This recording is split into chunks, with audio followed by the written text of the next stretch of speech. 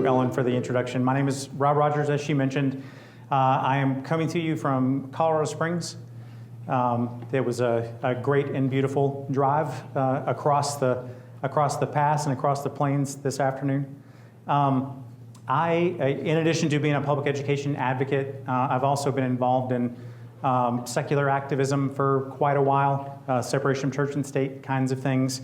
I always appreciate whenever churches will open their doors and be willing to listen to some of the things that I have to say, because we're all in this fight together.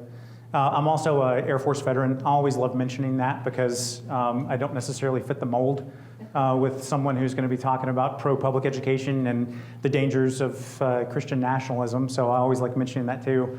And then for about 25 years after that, I was data analytics and visualization engineer working with the U.S. intelligence community, which has come in really handy whenever you're trying to track down the networks of anti-public education forces and Christian nationalists, because they look a lot like terrorist networks, believe it or not. And with that, I will introduce my business partner, Melissa Hendrix. Hi, everyone. My name is Melissa Hendrix. I am a mom of 2 adults. I am a retired military spouse. Interesting story. Rob and I actually lived in the same neighborhood in Virginia, a stone's throw from each other, never met. I moved to Colorado Springs when we actually got to choose where we were going to live, and started seeing some wonky stuff happening with school boards. Started researching because I have a very healthy case of ADHD. And we found a lot of dark money pouring in. Why was it important to me? What was my community? But also, I have a son with special needs who was still in school at the time. And my daughter graduated from Colorado State University and is a teacher. And so these things are very important to me. I've always been on the side of advocacy. And therefore, when Rob and I met in Colorado Springs, we decided that we needed to do something together. So it's a little bit of fate there, considering we met in Colorado Springs and not in Virginia. It was meant to be. It was meant to be.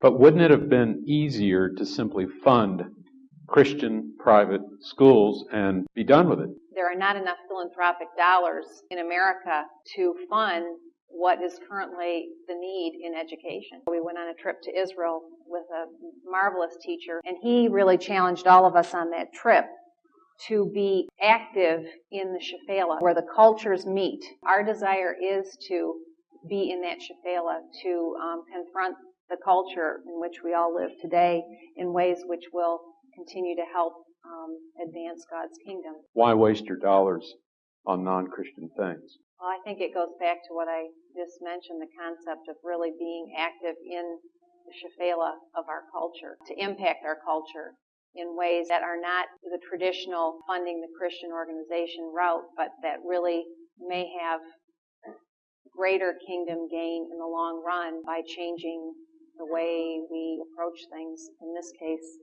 the system of education in the country. We can run away and just go back up into the hills, right, and live very safely and very comfortably? Or are we going to exist on the shephelah and try to impact the view of the community around us with the ideas that we believe are more powerful ideas of a better way to live one's life, more meaningful and a more rewarding way to live one's life as a Christian, than to just run away in the hills and allow the world to spin around us?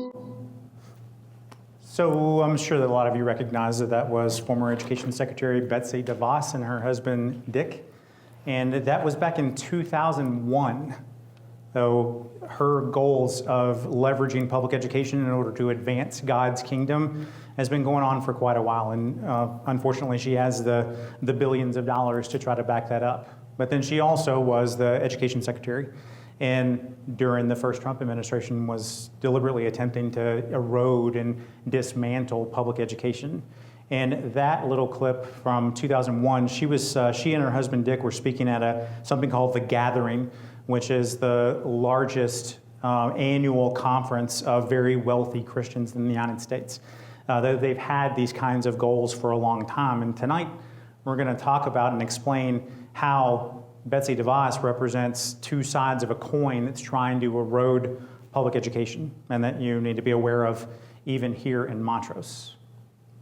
But before we get into some of those big picture things, I wanted to give you some framing with something. So it wasn't too long ago, I conducted a poll, and I don't want nobody has to worry, I'm not claiming any kind of scientific accuracy here, with all of the types of things that you would see with something like that. It was very informal, but this was within a Facebook group that concentrates. These are informed people. They're compassionate people. They are focused on civic engagement. They are all generally focused on supporting public education. This is an engaged group of people who are generally aware of what's going on around them. And it was a little bit over 1,600 people. And I did get a 21. I mentioned that I was a data analytics guy, right? I get to talk about numbers tonight. I got a 21.7% response rate, which that's a pretty good response rate for a poll of like this type, which gives us, a little bit under plus or minus 5 margin of error. So it's fairly accurate, should be fairly representative of this group, okay? And I asked them one question, which is, do you know the names of all of your school board members in your district? Now remember, this is supposed to be engaged people that are civically engaged and aware. And 2/3 of them didn't. 2/3 of them did not know all of their school board members. I kind of thought that was a little terrifying. That many people, 2/3 of the people in this group who are supposed to be engaged didn't know all of their school board members, but it's also very telling. And they responded with a lot of things that were more than just yes or no. And this is where the interesting part really comes into play. Though there were a lot, and I'm sure there's some in this room that would probably agree with this. They knew the names of the people, but they really wished that they didn't, for whatever reason. There was a lot of people who talked about being angry, who talked about being burned out, who talked about feeling discouraged, about staying engaged with their school board and the operations and the school district itself. There was some people who said that they only knew, this is educators, which I know that there are several of you in the room, they only knew because they worked in the schools. And I thought that that was kind of telling too, because on top of all of the other things that we put on top of teachers, they're also carrying a lot of the burden with keeping up with what's going on within the school district too. I thought that was interesting. There was a lot of people, in spite of the fact that they are engaged, compassionate, informed people, they didn't know where to look or how to find out. It's kind of staying under the radar. Some of you might be able to relate to that as well. There was a lot of people, and this was concerning too, that they didn't have kids in the district. So they're either choicing out of their district and going to a different school, or they don't have kids at all, or they don't have kids in the district, for whatever reason. And they kind of felt like it wasn't their place to have an opinion, which was also interesting and incorrect. And then there were a lot of people like me who were nudging people to, hey, we really need to pay attention to this. But it was obvious that for a lot of different reasons, they either didn't know how to stay informed or they didn't feel like they needed to stay informed. So a lot of what we're going to talk about tonight came from that conversation of explaining to people why you actually need to care and why you need to pay attention for a lot of good reasons. So I went and did some research too about the last election in RE1J. Just to see, if there was things here that, that we would also be related to. Because I live in D20, and it's one of the largest school districts in the state, 26,000 students. And here in Montrose, I think there's about 6,000, roughly 6,000 students, a little bit smaller. But this was also interesting to go back and look at the 2023 election results. You've got about 31,000 registered voters in the district. And out of that, you had about a 45% turnout. So less than half of the people in your school district are actually voting. So that's not uncommon. 45% is in a school board election in an off year, the way that we conduct ours here. That's not terrible, compared to some other school districts around the state, but it's still telling that less than half of the people are making the decisions about who is serving on your school board. But there was some other interesting things in there too, because so you had, there were 4 school board seats that were up for election in 2023. 3 of them were contested, 1 of them was not. In District B, there was only 1 candidate. We'll talk about that in a minute. But across all of those races, there were 1,400 to 1,500, depending on the race, that didn't vote. They didn't cast a vote for that ballot item. They skipped the school board races. 1,400 to 1,500 people across the board out of the 14,000 voted. So we're already really impacting our turnout numbers now for school board races specifically. Now in District B, 4,500 people didn't cast a vote. There was only one person who was running there, so that probably makes a little bit of sense. But it's still 4,500 people that didn't vote in that one either. But this is the really interesting thing that I saw, is that in all three of those contested races, the number of people who undervoted covered the margin of victory, which means that if more of those people who they returned a ballot, they voted for other ballot items, but they skipped the school board races, they could have changed the outcome in all three of those races. That's significant. That shows how important it is for people to be informed enough and to feel comfortable enough to cast a vote in those school board races, because that's how significant it was. There's more people not casting a ballot could have changed the outcome in all three of those races. Though it's fairly sensitive to influence, I guess is my larger point here. Make sense to everybody? But school boards in Colorado especially are incredibly powerful. They have so much power, and a lot of people don't realize it. I characterize, and people are surprised when I say this, the two most powerful governing bodies in the state of Colorado are boards of county commissioner and school boards, because there is no higher authority. This is the crazy thing. There is no higher authority. School districts, the school board members, they get to decide what curriculum is taught and what curriculum isn't taught.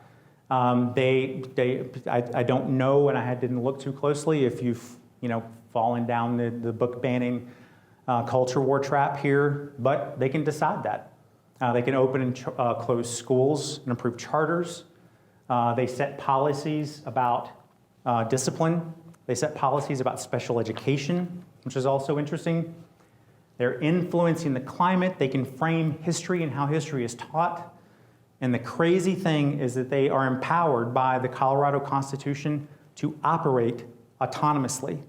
It says in Article 15 of the state constitution, said director shall have control of instruction in the public schools of their respective districts. This is where the local control doctrine comes from. It's that word shall. Said directors shall have control. There is no higher authority. Even the State Board of Education, a lot of people will look to them. Even the State Board of Education can't say you will or will not teach this curriculum in the school district. They don't have that power. They can set some standards, but there's nothing that says that the school district even has to follow them. They can threaten, some things, but the State Board of Education has never withheld funding from a public school district in Colorado for whatever reason. So they have autonomously that's granted by the state constitution, and then here in Montrose, the budget for this year was over $100 million. So, just to recap, less than half of the people voted in the 2023 election for school district members, and then 1,400 people who cast a ballot didn't vote for this for school board directors. For a group of people who have autonomous control of $100 million of tax revenue. That's what happened.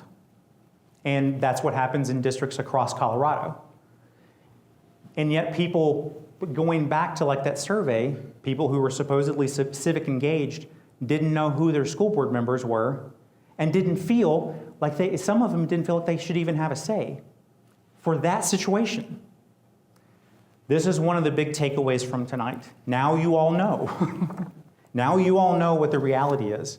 And I hope that all of you can educate and tell more of your community members the very, very practical reasons about why they should care and why they should become informed.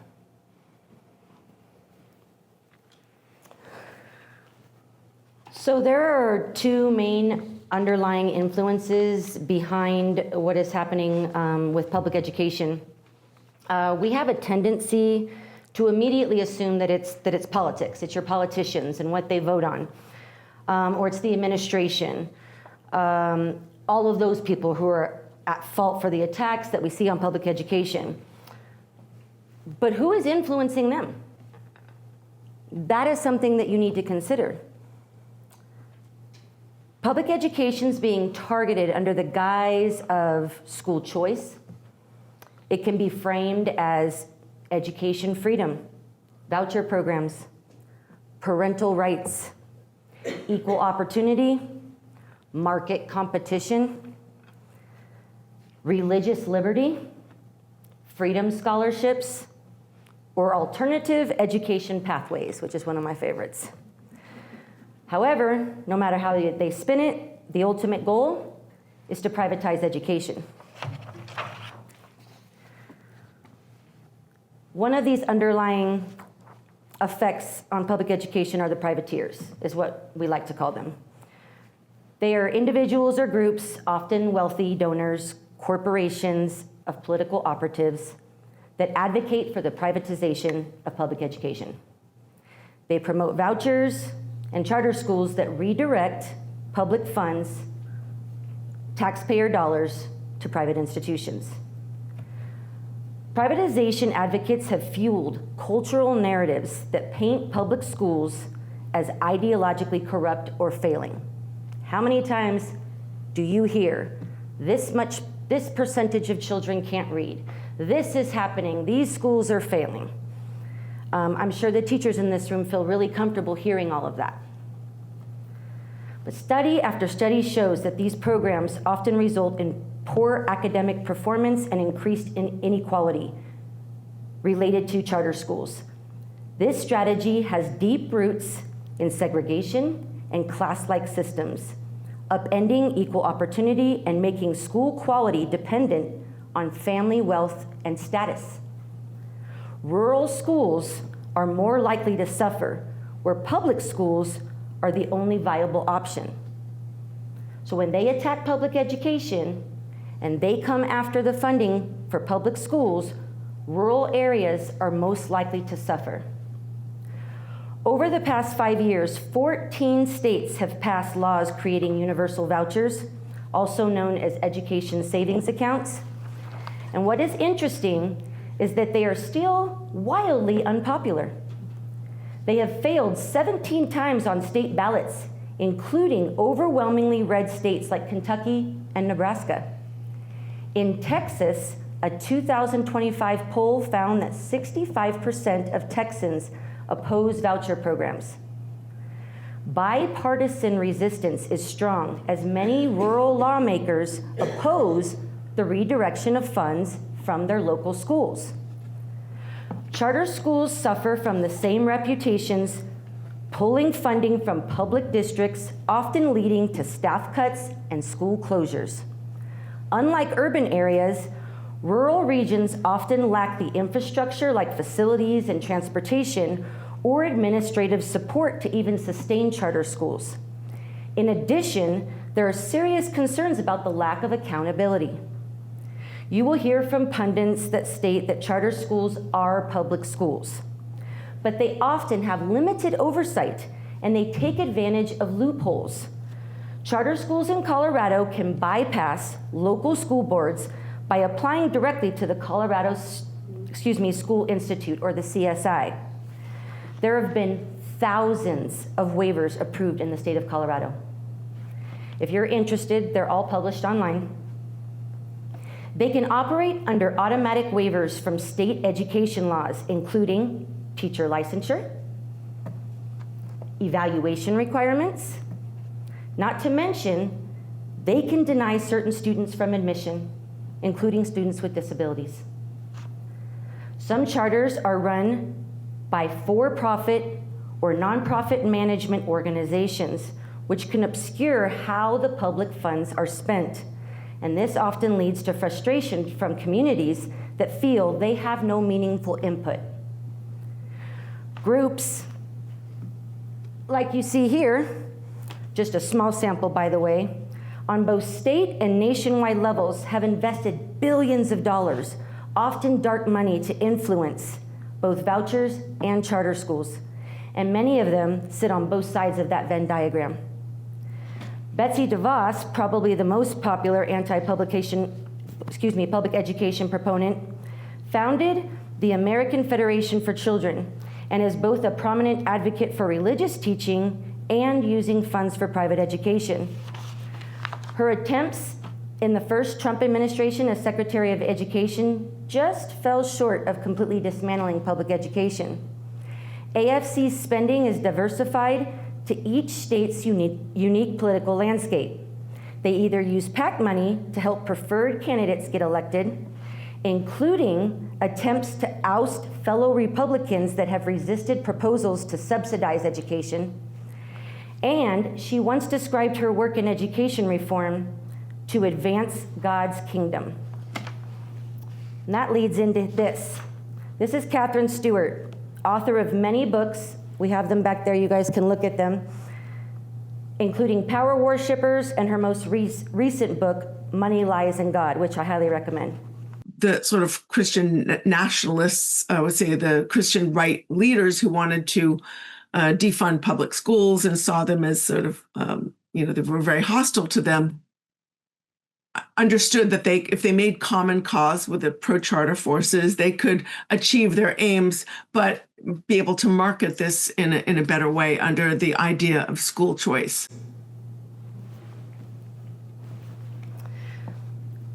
The other side is the proselytizers, those that strive for Christian nationalism. And our default statement we will always go to, especially being in a church, thank you for having us. Christian nationalism is not Christianity. Christian nationalism proselytizers seek to promote specific belief systems, often religious and ideological, within public education. We are seeing this now with the challenging of separation of church and state. We have 10 commandments in classrooms, very specific religious teachings, the rewriting of history, as evidenced by the implementation of the American birthright standards in Woodland Park here in Colorado, and the only place in the United States that is currently doing it. Science education, which is evolution versus creationism, the culture war battles over curriculum content, books, sex education, after-school clubs, flags. Churches are using political arms, often 501c4s, to influence political decision-making and to drive policy. They have essentially become lobbyists for the school choice moment. They created church voter guides using culture war issues as the base for their determination of whether school board candidates are qualified to earn their vote. Nothing about education. Their moral and cultural church values. They hold school board candidate debates. They are affiliated with legal advocacy groups that challenge public school policies in court, citing religious freedom. And they align themselves with groups and organizations that draft model legislation for what they call friendly lawmakers. And as you'll see right here, we're from El Paso County. Truth and Liberty Coalition is the 501c4 that belongs to Andrew Womack Ministries. We have some people in the audience that know Woodland Park very well. They were the ones that worked with Civics Alliance that you see up there as the policymakers to instill the American birthright standards in the Woodland Park schools. They are all working together. This is just a very small sample of those groups. In 2023, the executive director of the Truth and Liberty Coalition, it's based in Woodland Park, they were very public about the fact that they had set a goal of targeting 30 different school districts in the state of Colorado. And they were successful in 85% of them, and the ones that they targeted with their church voter guides and the church and Christian nationalist influence in those areas. In 2023, Montrose was not on their target list, just so you're aware.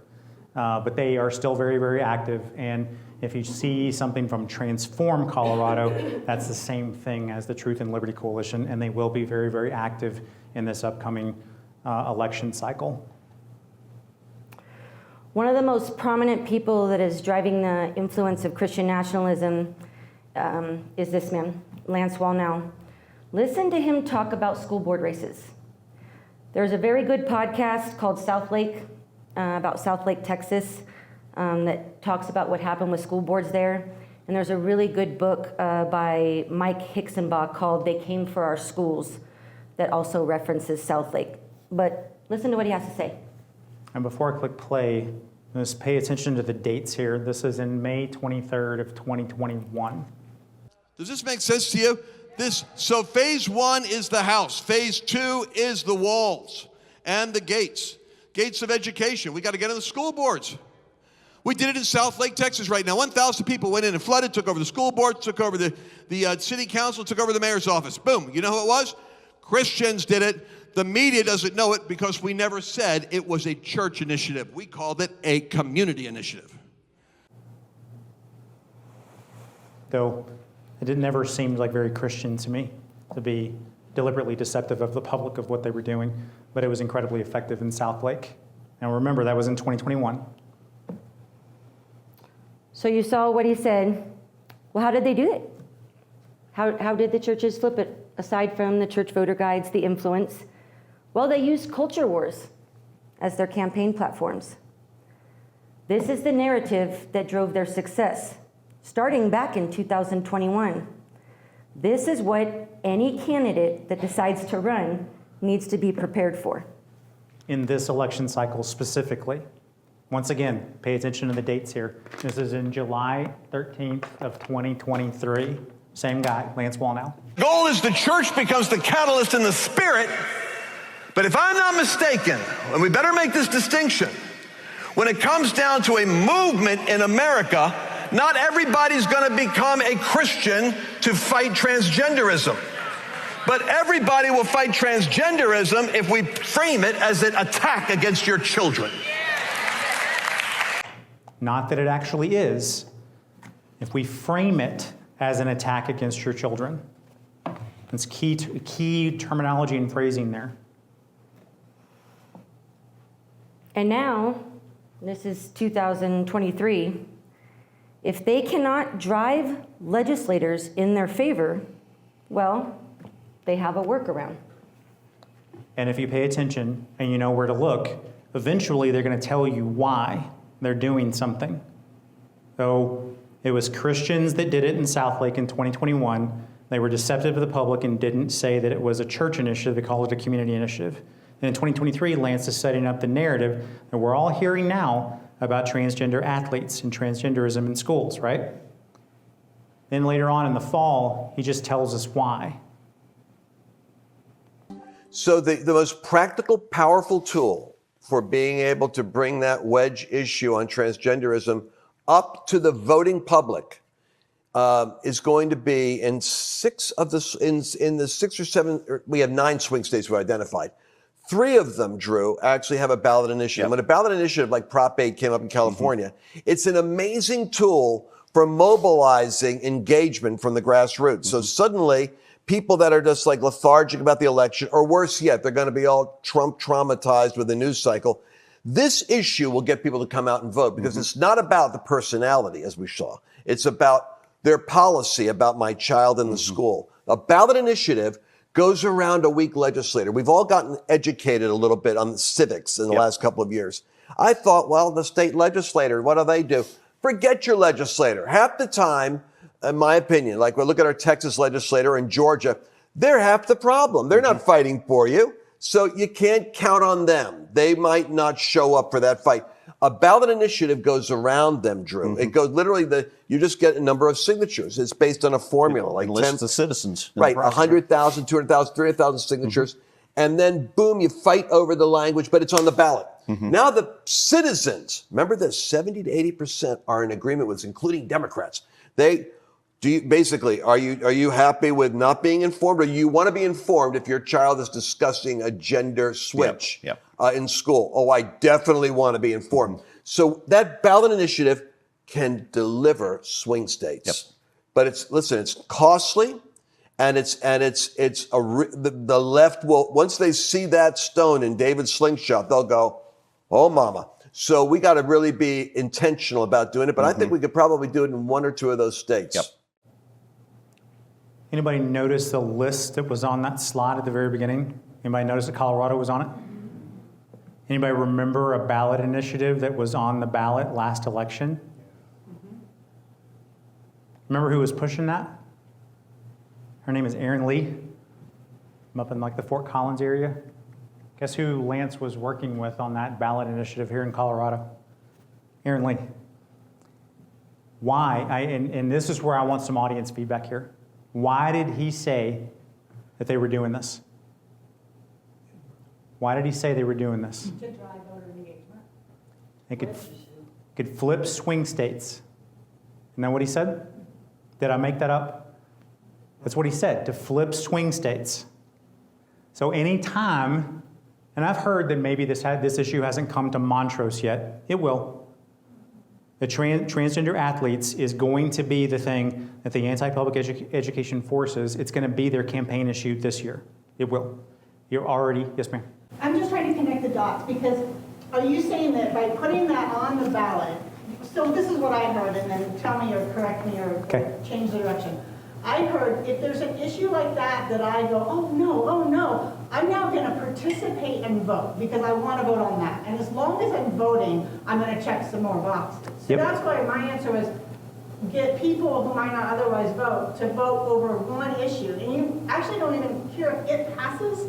You just want me to participate and then care about the other things. Exactly. Okay, so I was trying to connect the dots. You connected the dots exactly right. This is the point that we're trying to make here, especially parents in the upcoming school board elections this cycle. This is what they're going to run on. They're going to make you, especially parents, they're going to make you terrified of transgender athletes in your schools. They're going to be using transgenderism as the wedge issue because they know it turns people out. You're being manipulated. It's not real. He just told you the reason why they're doing it. Did he say anything about school safety or girl safety? Did he say anything about that? Did he say anything about morality? He didn't. He said it can deliver swing states. Just listen to him. Believe him. So whenever you hear this, and you're going to hear it in the upcoming election cycle, remember what Lance Wallnau, just as an aside too. Ziklag? Yeah, go ahead. So you actually all have a connection to Ziklag, you didn't know it. Oh, I wasn't going to go there. I was going to inform. So this is a Ziklag training video. Ziklag is it's a $20 million Christian club that exists in the United States. There's been some very prominent members of Ziklag, but that is coming from people that have Ziklag training video. You have to have $20 million to be a part of this club. It's named after a city in the Bible. We talk a lot about it when we talk about Christian nationalism and Project 2025, but I didn't want to go off the rails without you understanding how influential, how much money is behind. And that was a training video. It got leaked. It got leaked to ProPublica and documented, which is how it ended up out on the internet. But we have to mention the fact that Ken Eldred, who was one of the founders of Ziklag, Ken Eldred was a Silicon Valley billionaire that ended up building some software with one of his companies that Oracle ended up acquiring, which is where he got a lot of his money. He founds a lot of these philanthropic kinds of nonprofits. They're called donor-advised funds, which we could have a whole day talking about how the financing of this stuff works. But one of those organizations that he founded, one of those donor-advised funds, is called the Living Water Foundation. Living Stones. The one in California is Living Water. Yeah. Living Water. Just sometime, just go and Google, the Living Water Foundation and look at where their headquarters is. It's in Montrose. And Ken Eldred lived here until he died. He was one of the founders of Ziklag. Just so you know. Okay, so going back, let's talk about the practical reasons why this affects all of us like sitting here in this room. We need to have an understanding and need to promote the idea that public schools This is shared infrastructure, not unlike water pipes, not unlike roads, not unlike fire departments. It's something that we all contribute into the community pod and we all benefit from one way or another. So regardless of whether or not you have kids in the school, regardless of whether or not you've choiced out of it, regardless of, your kids have already gone to college or you didn't have kids, regardless of any of that, it's still our shared infrastructure. This is still something that we are all contributing to in order to make society better. So you should care for that reason. Public schools, think about it this way. Especially in a smaller community like this, your public school system, it actually shapes your community culture and identity, right? I mean, I know y'all feel like what I'm saying there. You're rooting for the high school football team, on Friday, underneath the Friday night lights. You're rooting for the PTA is having fund drives to support teachers. You all probably know a teacher. You're all wanting to make sure that the playgrounds, are supported well. You're all giving a hoorah whenever you hear that test scores have been high, which we can have a discussion about test scores too, right? It shapes a community, and you all feel it emotionally, whether or not you really realize it. So it's another reason why you should care. This is impacting you. It's impacting your emotions, your community culture. It's having a positive and negative impact on that. You want to talk about real practicality. School districts are one of the things that has the most impact on home values. So this doesn't apply to everyone, unfortunately, but if you're a homeowner, you should really care. For a couple of different reasons, because it's impacting how much your home is worth, which that's major, one of the largest investments anyone's going to make. But you're also paying property taxes, which is the primary way that public schools get funded. So you have even more of a reason to care about what happens. And this one is one that I don't think that a lot of people think about. But there's a lot of examples. Once I expose you to this idea, you're going to be able to think of some examples. A school board director is more often than not the first step on a political career. It's usually one of the first places.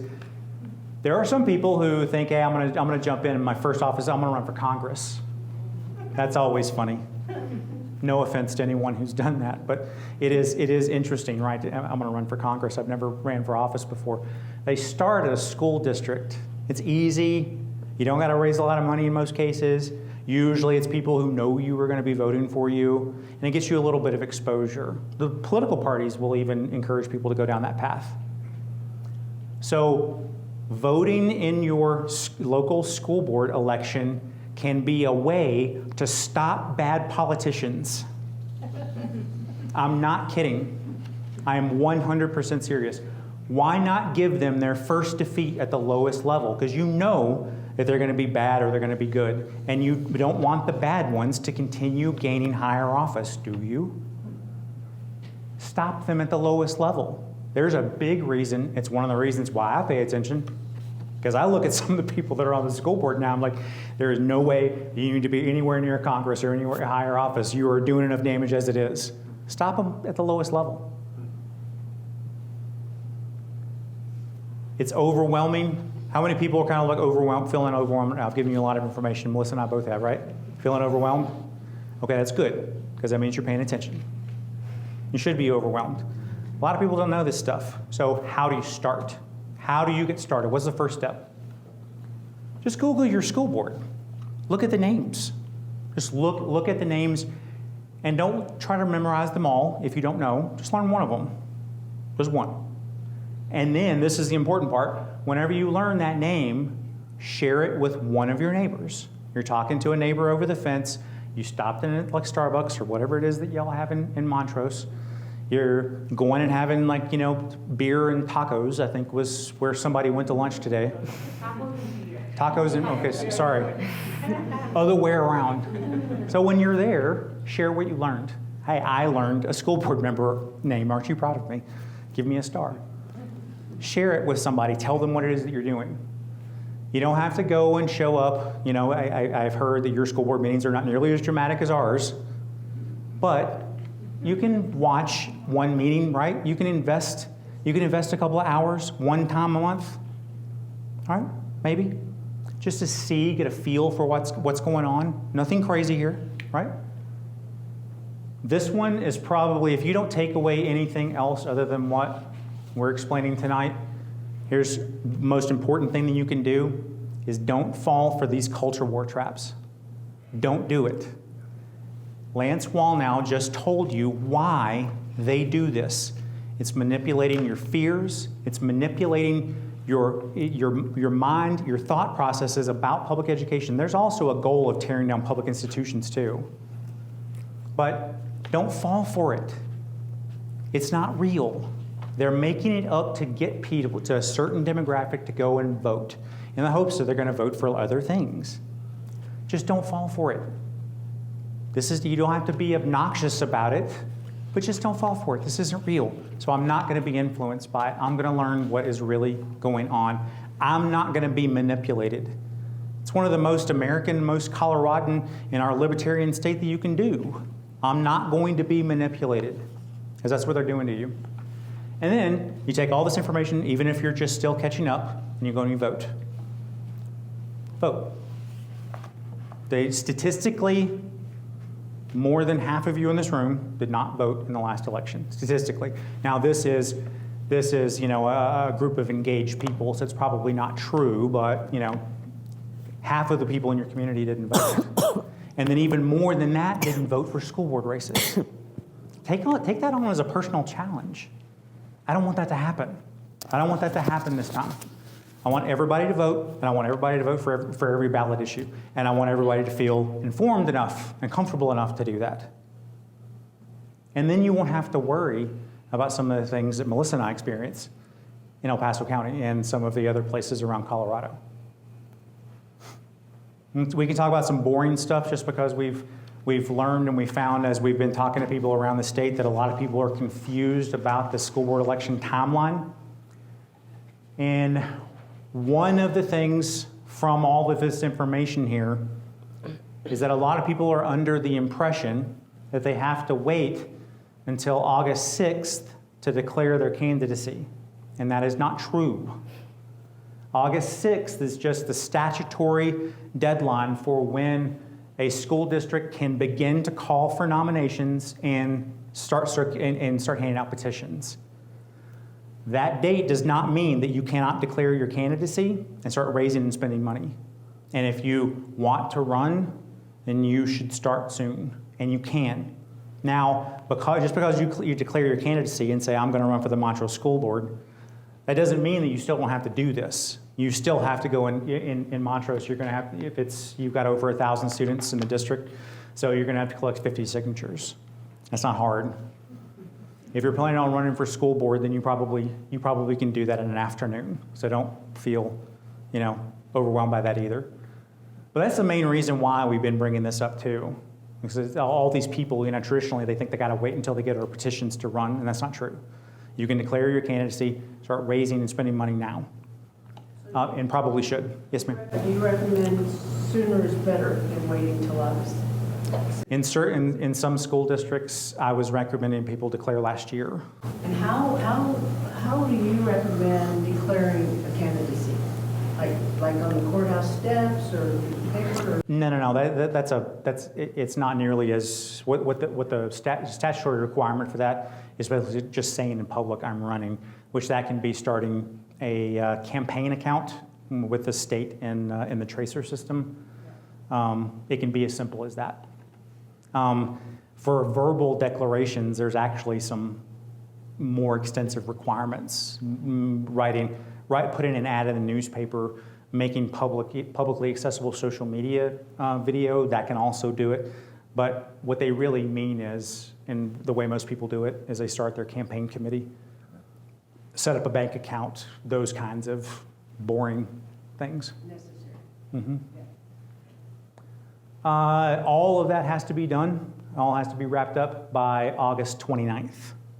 So the earliest that a school district can start the call for nominations and the earliest that a candidate can start circulating petitions is August 6th. And you typically get those from your school district. You don't have to make the petition forms up yourself.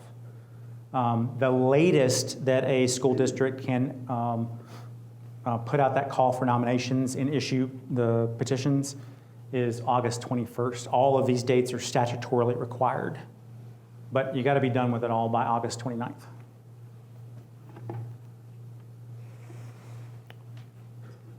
So there are multiple ways candidates or people helping candidates can help.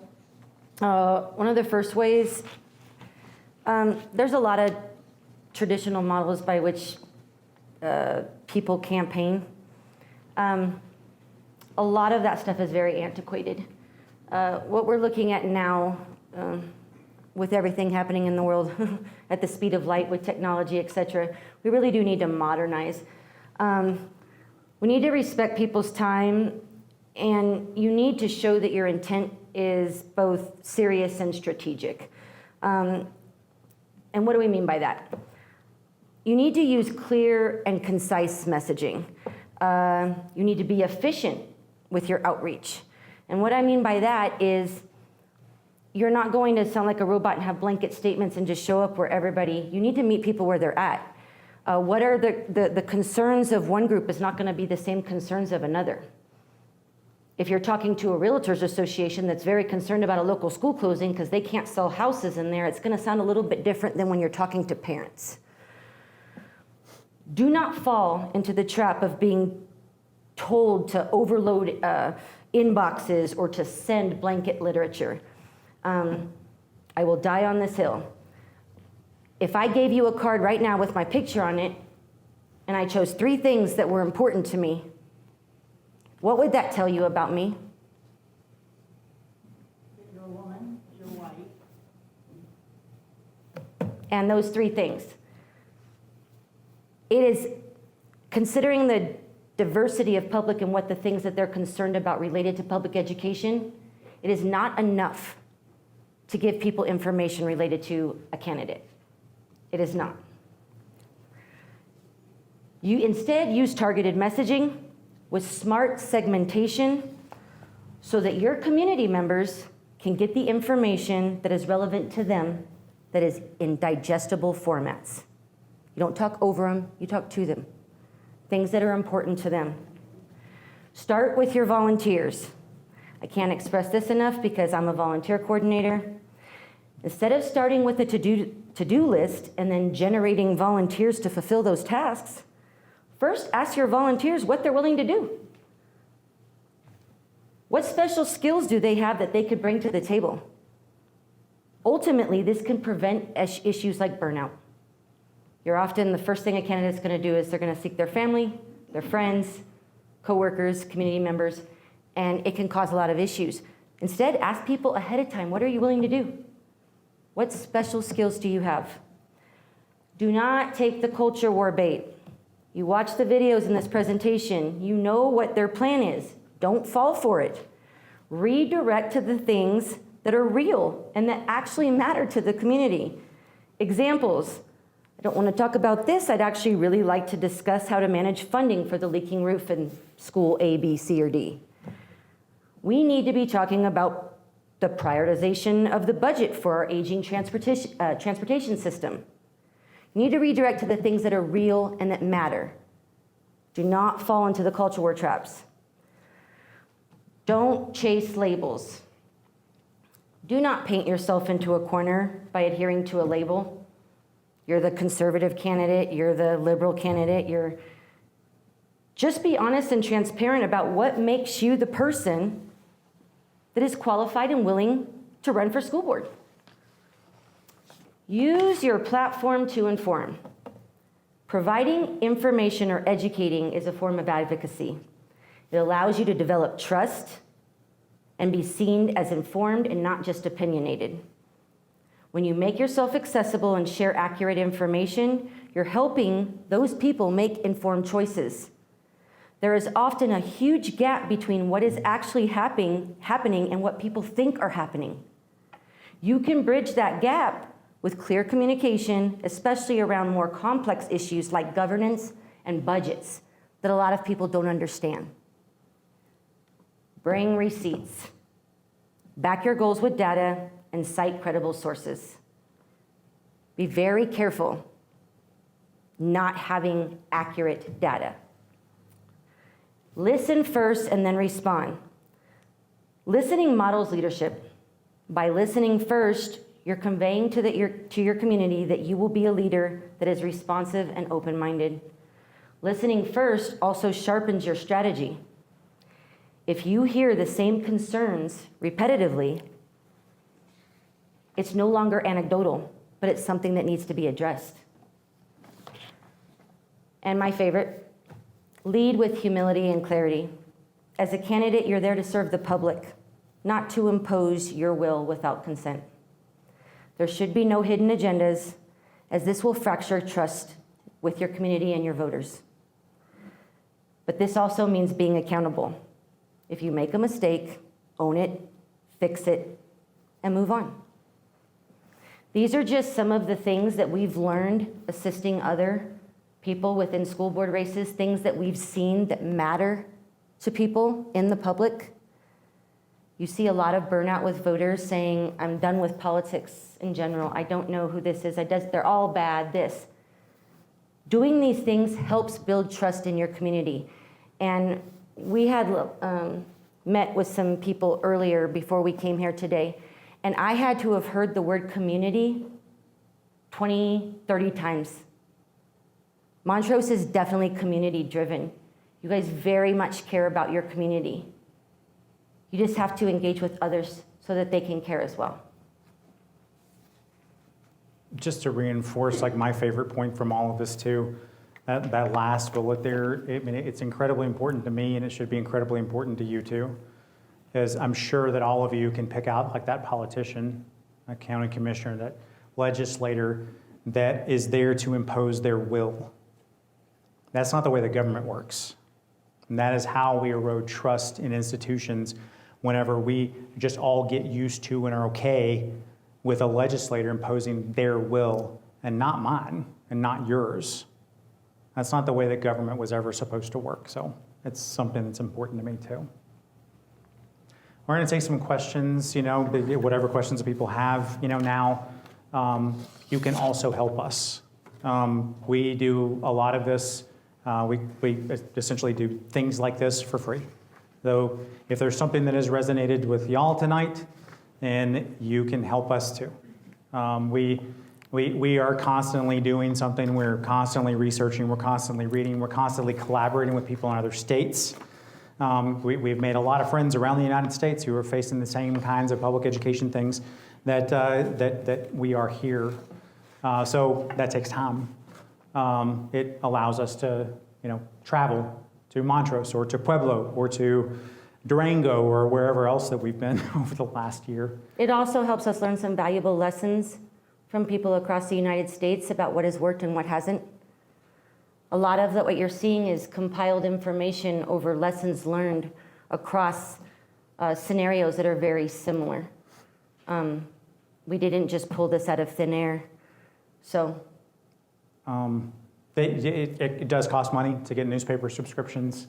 It costs money to get access to data sources. It costs money to do a lot of the things that we need in order to be able to inform all of you and sustain all of those analytical tools. So I'm not going to belabor that point, but if you'd like to help us, then you can scan that QR code and you can find out more about how to do that. It helped us by our speaker system for people who didn't have setup so that we could give speeches in other areas. And I think, what is this now? Our 18th? 23rd. 20. Well, I joined after for. It's number 23. Yeah. Anyway, we won't belabor that point. Hopefully you appreciated this and it gave you some, at least like food for thought. And we are happy to answer any questions. How are we doing on time? I think we're right at. I have a question. Yes, ma'am.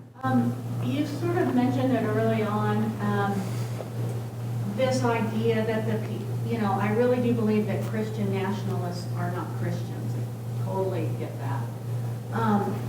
But we've had some people in our community who say our schools are failing. And I know they're not. How do you message that in a way that lets our other than looking at all of the success that our students are doing and looking where they're going and what they're doing and understanding that our community as a whole has issues. And so therefore their children, when they come unprepared and not ready for school, they may not do as well on test scores. They may not even care about test scores. So it's a difficult thing because you feel like you're already on the defensive, and you shouldn't be. You should be on the offensive because we have a great school system here, great teachers. So how do you do that? That is super funny. Can I take that one? Yeah, we literally, We were just talking about this. we often talk about what questions might pop up in preparation. We like to be readily informed for the speeches that we give. That was the exact question that we discussed on the way over here. So I'm going to let Rob talk to you about debiasing. How'd you know? How did I know? I've been doing a lot of research about something called debiasing, because the reason why people think that is because an idea has been planted in their minds, and then that idea is getting reinforced with repetition. They just continue to hear it over and over and over again. And we all know, you've already indicated that it's not true, right? There are also a lot of reasons why a test score might not be good. And I mentioned that I'm not going to go down a rabbit hole here, but I have things to say about standardized testing. Here. I'm going to throw one thing in here, just, and then I'll come back. I promise. The way that Colorado, specifically in most states, are doing testing, if they were testing a cohort of students from kindergarten through 12th grade, then that might mean something, but they're not. So they're taking like these test scores from one year to the next and telling all of us that this is a trend. It could be an entirely different group of students that were being tested at that particular moment in time. The test scores, the way that they're doing it, are really kind of meaningless, I guess is my point. So I wouldn't put a lot of weight into it, in spite of the fact that a teacher spends so much time preparing them for it. But to your point, so in cognitive bias kind of language, there's something called the backfire effect. And if we go and we look and we say what you believe and what you just said about failing schools, that's not true because of X, Y, and Z, that actually can reinforce a bias in someone's mind because it triggers the part of your brain that feels like it's being attacked. So it makes it stronger. So instead what you want to do is you want to create curiosity. So my response to someone who said that would be, can you explain to me a little bit about why you believe that our schools are failing? Let that sit with all of you real quick and just think about that. Think about how that makes you feel. And don't say anything else. Don't offer any data. Don't offer any statistics. Ask that question and then just leave the space. And they're going to have to fill it. They're the ones that are going to have to answer in their minds, why do I believe that? And they're not going to be able to answer the question. That's how you start triggering their own curiosity, and then you can overcome the backfire effect. That's what I would do.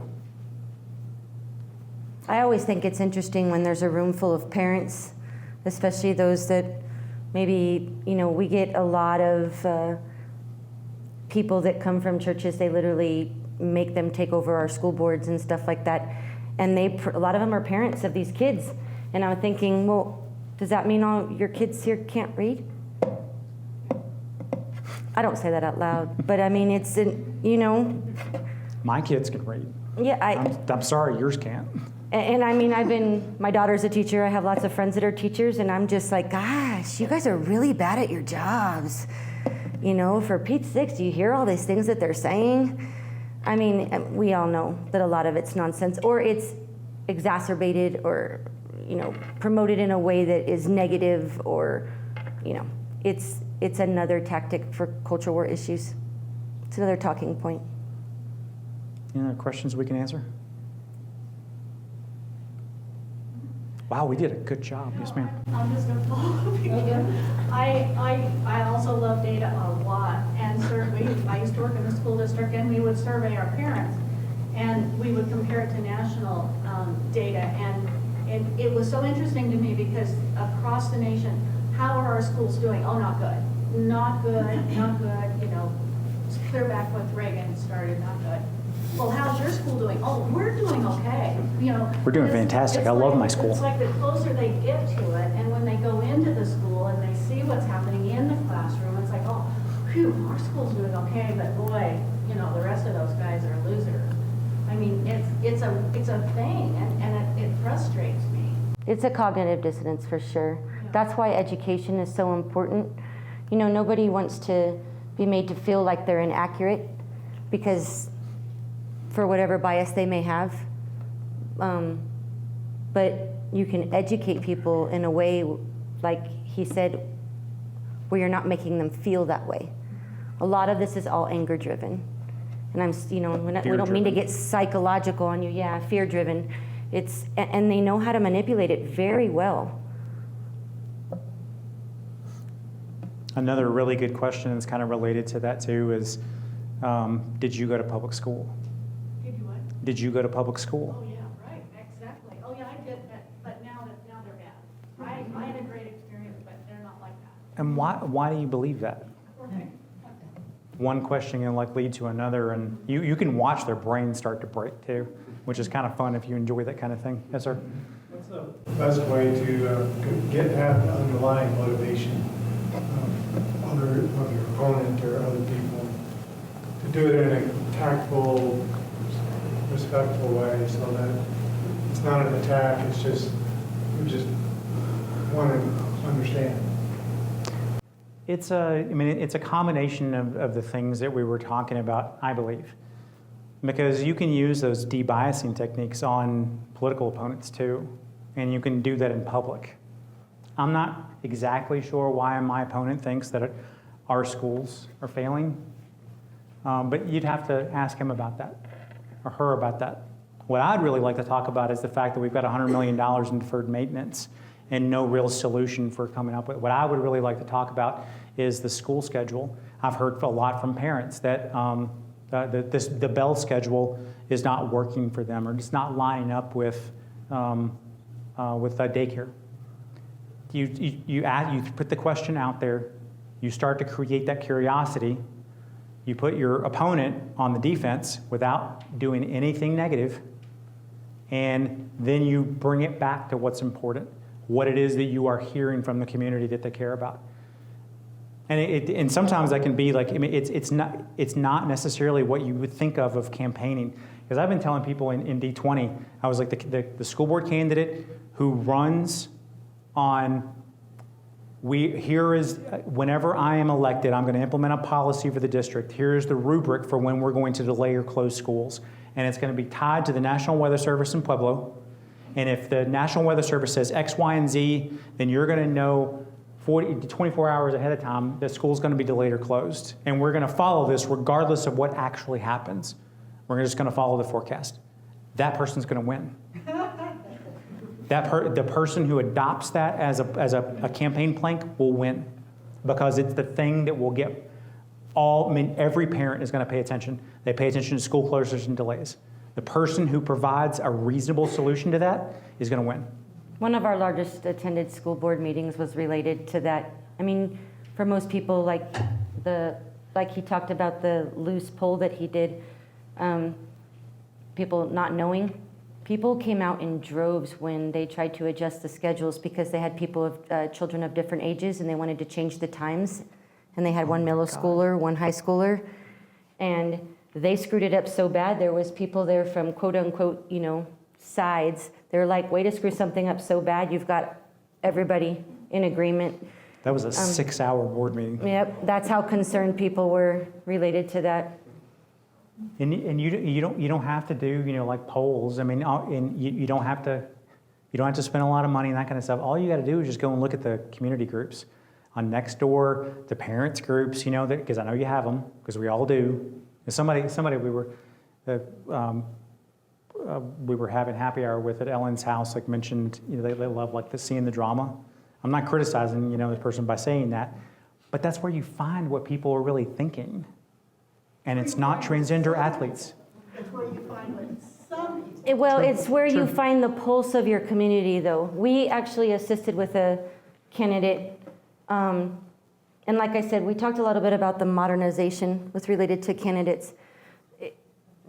the kind of information that you're going to get from people that you don't know, it's really important to understand that social media has an extraordinary presence. And I'm not talking like what I recommended, what my candidate do, to join every single Facebook group that had the word Montrose or that was associated with Montrose. I don't care if it was the 4-wheel drive club or the knitting club. All those people are voters. And if they have questions, you can make yourself accessible. And that aggregate of emotion and drama and things that, like they're saying, can inform you better than any poll can. And when you use your messaging correctly, like you were talking about, how do you, we also assisted our candidate with answering questions that were being brought forth in the local newspaper. I always use... It really was a newspaper. I don't know what the air quotes were. Well, because, you know, we talk about small newspapers. My mom grew up in a small town, and it was called the Rabbit Creek Journal. And it always makes me, when you have like those little names versus like the Gazette or the... The Courier's a real newspaper, right, Matt? Appreciate it. Anyways, we use messaging that answered those questions that were being said about the candidate in a respectful and meaningful way.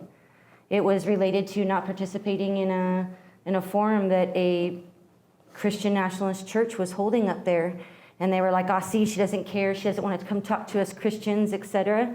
And so we verbalized it in a way, well, you know, there's serious consideration with the taxes that you weren't paying in this town, that you had promised that you would, you know. And then we ended it with, by the way, if you ever have a coat drive, if you ever have, you know, a canned food drive, I would be happy to come attend. Because And they if can't you wanna- answer that because they don't. And you can all come and we can have a discussion in a much more neutral And space. I'd be happy to talk to your constituents. Yes, ma'am. So, how would you advise one of your candidates on this transgender issue? It's not an issue. Well, I know it's not. So how do they respond? Can I step in on that question? Yeah. Okay, just because I want to tie into what she said about Facebook, because I thought this is so important. When I was running for the State Board of Education, I was on the road, and a friend called me and said, "You're on Facebook." Oh, sorry. A friend, when I was running for the State Board of Education, said, "You're all over message board." And it had been like 4 hours, so I didn't change the, call back. And she said, "They're saying that you're going to make boys girls, and that the teachers in Montrose are doing that too." And I said, "Oh, that's interesting, because we're not allowed to have anything beyond a Band-Aid and an ice cube in the Ziploc bag." So I thought it was kind of funny, but what was most endearing to me is being in this community, it really touched my heart, was we know how Montrose Message Board has 148 comments, right? She said, "I'm so disappointed in you, Ellen." And I said, "Why?" And she said, "There were only 12 comments." And I said, "What?" And she said, "Yeah," she said, the person said, "Did you hear this come from Ellen Angelis's mouth?" And she said, "No, but she will do it." And this lady, who I don't even know, responded, "Your lobotomy scars are showing." And I felt really loved that someone I didn't know protected me and said that. Now, fast forward the next day, I'm down in Grand Junction for Club 20, and a few people were helping me, and I ended up staying with Chris Hanks. And Chris Hanks said, "I'm more than welcome to share this." I asked him, who is a coach for our baseball team for Mesa State, "How many transgender athletes do you think we have here at Mesa State? Let's just pick baseball, football, and swimming." And he said the exact number at Mesa State is 0. So it is a wedge issue that people are trying to do, and what we need to do is support ourselves. And we're a great community. Like I said, that touched me how much the community spoke up and didn't speak up in that way. So we have a great community. In here, I'm looking right now, and I can see 2 or 3 people that have been on the school board, and 2 or 3 people who I know are going to run for the school board. And so I want to say to you, volunteer, help out in our schools. I've invited people in this room to volunteer, and they're like, "I don't want to volunteer in the classrooms." Go volunteer at the libraries. All kids need many trusted adults. So that's one of the things that I want to say is thank you guys for being here. Didn't they do a great job? And tell one person, talk to your school board, and thank you guys for being here tonight. I appreciate your time. Thanks, everybody.